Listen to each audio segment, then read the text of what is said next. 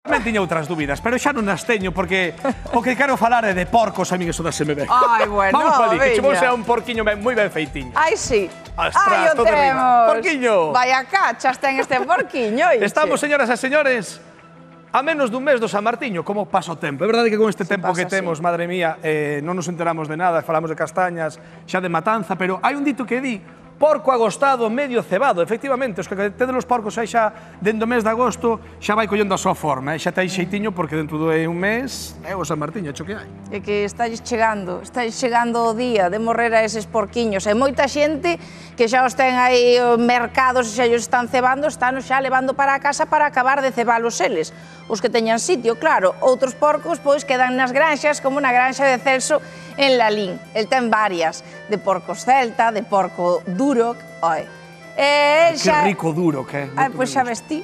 Pois ten o Celso en Lalín, e ele é o experto. E di, mira, a mellor época da matanza esas primeiras semanas de decembro, mellor a primeira semana. Que pasa? Que o porco celta ten que ter alo menos 8 meses e ten que pesar uns 120 kilos, que ten que estar ben mantido para facer a matanza boa. Así que hoxe imos a coñecer a todos esos porquiños e tamén a un moi especial, que ten ali Celso, que é Toñito, e a verdade é que ese porco é que supera todos os límites de tamaño e de peso.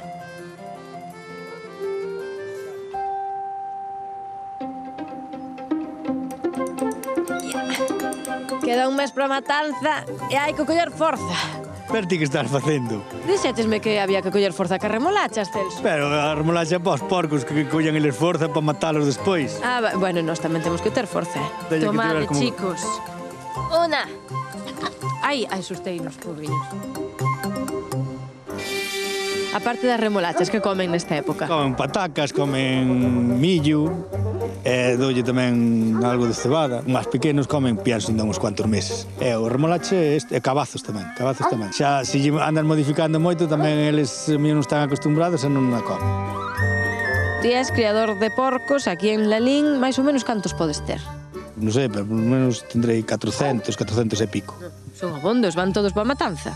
No, todos non, porque algúns son nais que non se matan. Son arnais, os pequeniños. A matanza mellor hai 200, por lo menos. Están xa todos collidos, como facedes, como vos organizades? Todos collidos non, algún está encargado, como a veces mato eu. Outros veñen uns meses antes, lévanos, e queren non ter na casa 2 meses ou así, para darlle de comer.